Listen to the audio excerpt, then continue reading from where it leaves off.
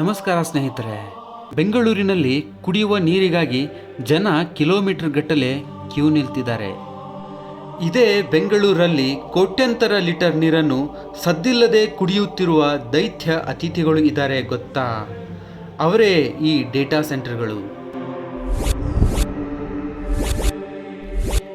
ನೀವು ಇಂಟರ್ನೆಟ್ಗಳಲ್ಲಿ ಏನೇ ನೋಡಿದರೂ ಈ ಡೇಟಾ ಸೆಂಟರ್ಗಳೇ ಮೂಲ.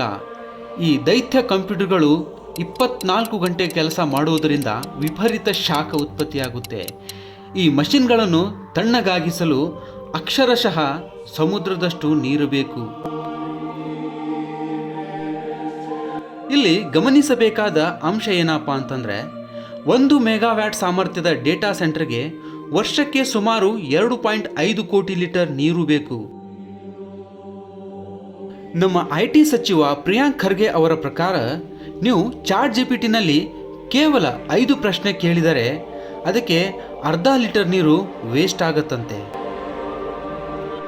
ಬೆಂಗಳೂರಿನ ಪೂರ್ವ ಮತ್ತು ಆಗ್ನೇಯ ಭಾಗಗಳಾದ ವೈಟ್ಫೀಲ್ಡ್ ಮತ್ತು ಎಲೆಕ್ಟ್ರಾನಿಕ್ ಸಿಟಿ ಈಗಾಗಲೇ ನೀರಿನ ತೀವ್ರ ಅಭಾವ ಎದುರಿಸುತ್ತಿವೆ.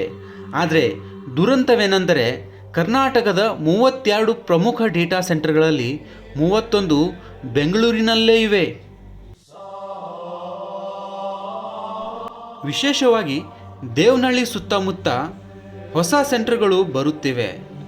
ಇಲ್ಲಿ ಅಂತರ್ಜಲ ಮಟ್ಟ 169% ಕುಸಿದಿದೆ ಅಂದರೆ ನೀವು ನಂಬಲೇಬೇಕು.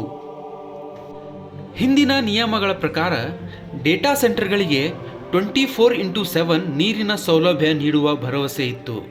ಆದರೆ ಈಗ ಪರಿಸ್ಥಿತಿ ಬದಲಾಗಿದೆ. ಹೆಚ್ಚಿನ ಸೆಂಟರ್ಗಳು ಸಾವಿರಾರು ಅಡಿ ಆಳದ ಬೋರ್ವೆಲ್ ನೀರನ್ನೇ ಅವಲಂಬಿಸಿವೆ.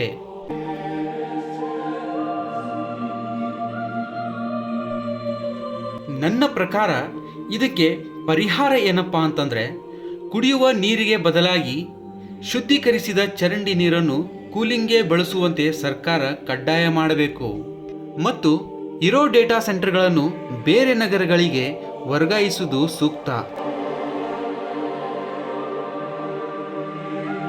ಸ್ನೇಹಿತರೆ, ಡಿಜಿಟಲ್ ಪ್ರಗತಿ ನಮಗೆ ಬೇಕು ನಿಜ, ಆದರೆ ಅದು ನಮ್ಮ ಕುಡಿಯುವ ನೀರನ್ನು ಬಲಿ ಕೊಡೋದು ಎಷ್ಟು ಸರಿ? ಈ ಬಗ್ಗೆ ನಿಮ್ಗೇನನ್ಸುತ್ತೆ ದಯವಿಟ್ಟು ಕಮೆಂಟ್ ಮಾಡಿ ತಿಳಿಸಿ.